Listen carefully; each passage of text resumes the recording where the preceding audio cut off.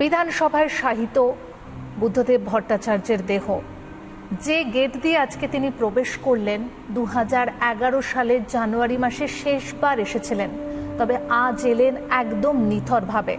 আজ যারা সামনে দাঁড়িয়ে রয়েছেন শাসক দল, একসময় তারা ছিলেন বিরোধী, তাদের চোখা চোখা প্রশ্নের উত্তর দিয়েছিলেন বুদ্ধদেব ভট্টাচার্য, কখনো মুখ্যমন্ত্রী হিসেবে, কখনো উপমুখ্যমন্ত্রী হিসেবে।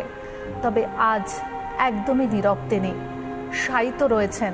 তাকে শেষ শ্রদ্ধা জানাচ্ছেন বিধানসভায় উপস্থিত বিধায়করা, নেতারা, মন্ত্রীরা। আজও গতকাল যে ছবি আমরা দেখেছিলাম, আজও সেই একই ছবি। চোখের জল যেন বাদ মানছে না সতীর্থদের, অনুরাগীদের। শেষবার একবার শেষ দেখা দেখতে চাইছেন প্রত্যেকেই। দূর দূরান্ত থেকে এসে পৌঁছেছেন তাদের প্রিয় নেতাকে দেখার জন্য।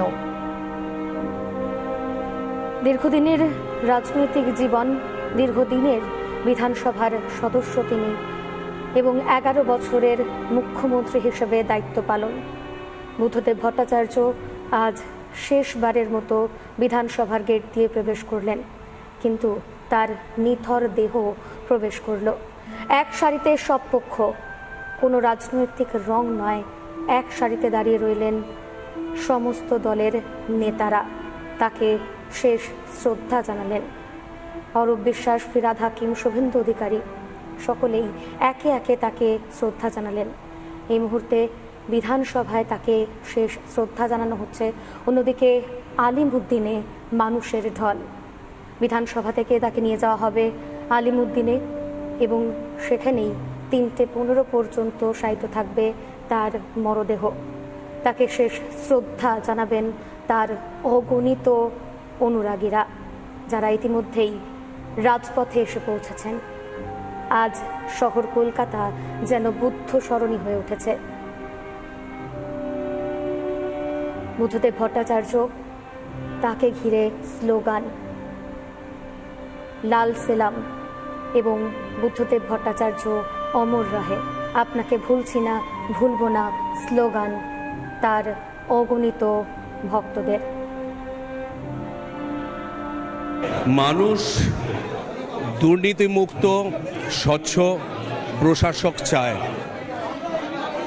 আজকে পশ্চিমবাংলা যে জায়গায় এসে দাঁড়িয়েছে, আজকে শোকের সঙ্গে শপথেরও দিন যে আমরা সাধারণ মানুষকে দুর্নীতিমুক্ত স্বচ্ছ প্রশাসন দিতে পারবো কিনা, কারণ বুদ্ধদেব ভট্টাচার্য আমাদের সামনে সেই উদাহরণ রেখেছে। আমি সমস্ত রাজনৈতিক কর্মী, সমস্ত দল মত নির্বিশেষে সবার কাছে অনুরোধ রাখবো, সেটা হলো আমাদের যে আত্মত্যাগী রাজনীতি, ভারতবর্ষের একটা ইতিহাস রয়েছে, পরম্পরা রয়েছে, ট্র্যাডিশন রয়েছে, সেই চ্যালেঞ্জকে আমাদের ফেস করতে হবে এবং রাজনৈতিক কর্মী হিসেবে কমরেড বুদ্ধদেব ভট্টাচার্য আমাদের সামনে যে উদাহরণ রেখেছেন, সেই পতাকাকে সামনে নিয়ে এগিয়ে যেতে হবে। অনেক অনেক স্মৃতি, অনেক উপদেশ, অনেক পরামর্শ, অনেক হালকা ঘটনা ওনাকে দীর্ঘ 2 দশক আমার কাছ থেকে দেখার সুযোগ হয়েছিল। আজকে সেগুলো কথা বলার, সেগুলো নিয়ে আলোচনার দিন নয়, কারণ স্মৃতিচারণের দিন প্রচুর পড়ে থাকবে। কিন্তু আজকে আমি মনে করি যে আজ বুদ্ধদা নশ্বর দেহ আমাদের চোখের সামনে থেকে সরে যাবে, কিন্তু তার মনন, তার চিন্তা, তার কাজ, সেগুলো সবসময় আমাদের সামনে থাকবে এবং আমরা সেগুলোকে সামনে রেখেই এগোবো।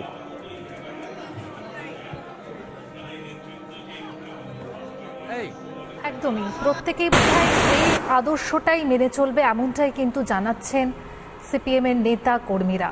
আমরা গতকালই দেখেছিলাম ফ্রন্ট চেয়ারম্যান বিমান বসু, তিনি বলছিলেন যে যখন তিনি এই খবরটা ধরিয়ে দিতেন, আমার সঙ্গে অনেকবার টেলিফোনেও কথা বলেছেন রিগার্ডিং নন্দীগ্রাম এবং তার আগে হরিপুর পরমাণু বিদ্যুৎ কেন্দ্র বিরোধী আন্দোলনের বিষয়ে অ্যাজ এ মুখ্যমন্ত্রী, অ্যাজ এ পাবলিক রিপ্রেজেন্টেটিভ হিসেবে কথা তিনি আমার সঙ্গে বলেছেন।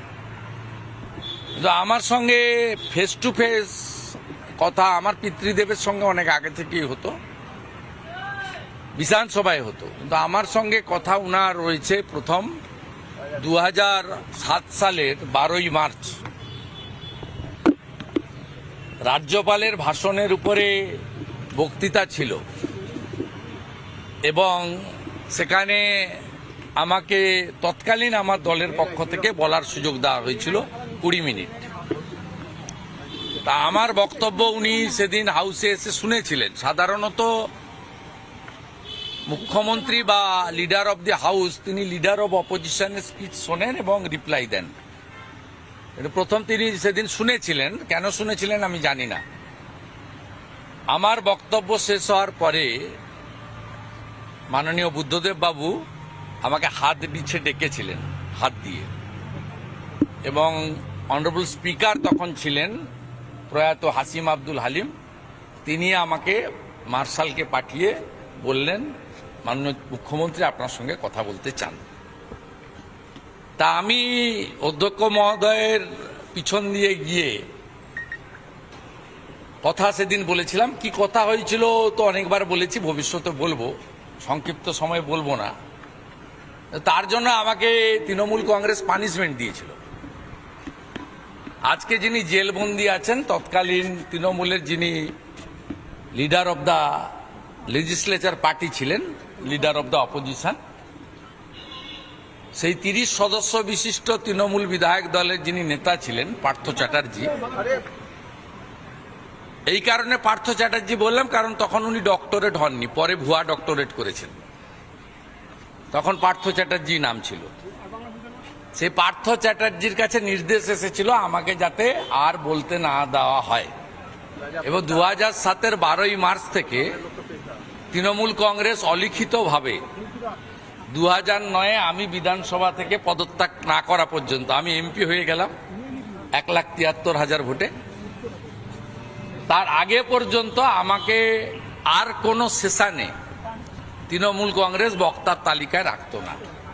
আমার অপরাধ একটাই ছিল যে আমি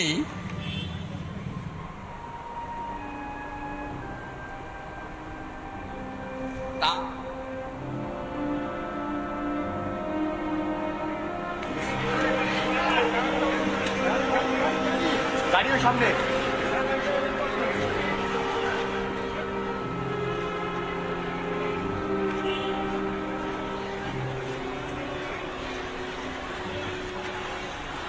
একে একে সকলেই স্মৃতিচারণায়, শুভেন্দু অধিকারী তার স্মৃতিচারণা আমরা শুনলাম।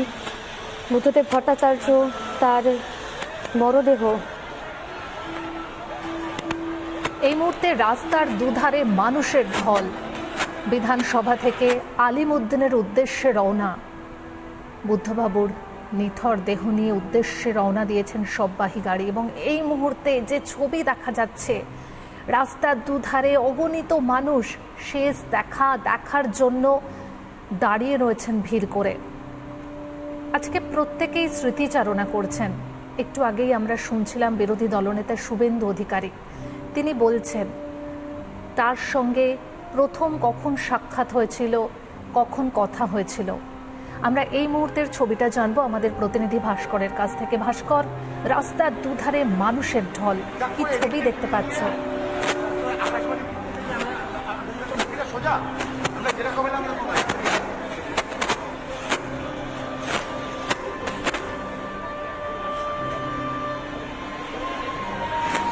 ভাস্কর, আজ সত্যি বোধহয় ভাষায় প্রকাশ করার নেই যে প্রত্যেকের কাছেই আজকে একটা বেদনার দিন, দুঃখের দিন।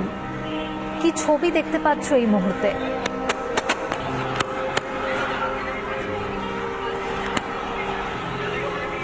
একেবারে দেখো, বিধানসভা থেকে কিন্তু নিথর দেহ বের করে নিয়ে আসা হয়েছে। প্রাক্তন মুখ্যমন্ত্রী বুদ্ধদেব ভট্টাচার্য কিন্তু গতকালকে তার প্রয়াণ হয়েছে, এবং তারপরে তার দেহ, তার যে নশ্বর দেহ, সেই নশ্বর দেহ সাহিত্য ছিল পিস ওয়ার্ল্ডে। পরবর্তী ক্ষেত্রে একেবারে যে সূচি ঠিক করা হয়েছিল সেই সূচি মাফিক কিন্তু তার মরদেহ প্রথমে নিয়ে আসা হয় বিধানসভায় কিন্তু শ্রদ্ধা অর্পণের পর এই মুহূর্তে বিধানসভা থেকে তার যে মরদেহ, সেই মরদেহ বের করে নিয়ে কিন্তু নিয়ে যাওয়া হবে অন্যত্র, অর্থাৎ যে পার্টি অফিস, সেই পার্টি অফিসে। এই মুহূর্তে বিধানসভার বাইরের ছবিটা দেখো, আমার ভিডিও রজনীকান্ত বেড়া এই মুহূর্তে বিধানসভার বাইরের ছবিটা দেখাচ্ছে কলকাতা পুলিশের তরফ থেকে কার্ডন করে, কিন্তু এই মুহূর্তে যে সহবাহী শকট, সেই সহবাহী শকট নিয়ে যাওয়া হচ্ছে। রাস্তার দুধারে অগণিত মানুষের ভিড় এবং সুজন চক্রবর্তী থেকে শুরু করে একাধিক নেতৃত্ব, তারাও এখানে রয়েছে। সুজনবাবু, বাংলার জন্য তো বটেই, দেশের জন্য বড় একটা ক্ষতি বুদ্ধদেব বাবুর মৃত্যু, নিঃসন্দেহে তো শোকের আবহ, এবং এই মুহূর্তে বিধানসভা থেকে আপনারা বেরোচ্ছেন। সমাজ সংস্কৃতি মানুষের চেতনা দর্শনে উনি অভিভাবক সম, স্বপ্ন দেখতেন, স্বপ্ন দেখাতে চাইতেন, স্বপ্ন দেখাতে পারতেন। 34 বছর আর সহকর্মীদের কারুর সাদা জামায় কখনো কেউ কালো দাগ লাগাতে পারেনি। এই প্রশ্নটাই যে সাদা পাঞ্জাবিতে, সাদা ধুতিতে একটা কালির দাগও কেউ লাগাতে পারলেন না। এখনকার সরকার বা এখনকার সেই সময় বিরোধীরা নানান মন্তব্য সামনে এসেছিল, কিন্তু দাগ তো নেই। নানা মন্তব্য করেছেন, ইচ্ছে তারা করেছেন, কিন্তু সবাই বুঝতে পারবেন যে উনি এবং ওনার সহকর্মী 34 বছরের মন্ত্রী যারা, তারা কারুর জামায় কোনো কালো দাগ কেউ লাগাতে পারেনি। আর এখন কালো দাগের মধ্যে সাদা খুঁজে পাওয়া কঠিন। এবং অবশ্যই আমার ভিডিও রজনীকান্ত বেড়াকাল, রজনী একটু ছবিটা দেখো, যারা এই মুহূর্তে বাড়িতে বসে প্রয়াত প্রাক্তন মুখ্যমন্ত্রী বুদ্ধদেব ভট্টাচার্যর শেষ যাত্রার ছবিটা সাক্ষী থাকতে চাইছেন রাস্তার দুধারে অগণিত মানুষের পাশাপাশি, তাদের জন্য আমার ভিডিও রজনীকান্ত বেড়া এই মুহূর্তে যে ছবিটা তুলে ধরছে, যে সহবাহী শকটে করে প্রয়াত প্রাক্তন মুখ্যমন্ত্রী বুদ্ধদেব ভট্টাচার্যের নিথর দেহ এই মুহূর্তে বের করে নিয়ে যাওয়া হলো বিধানসভা থেকে, সেই মরদেহের ছবিটা কিন্তু আমার ভিডিও রজনীকান্ত বেড়া দেখাচ্ছিল। এবং রাস্তার দুধারে অগণিত মানুষের ঢল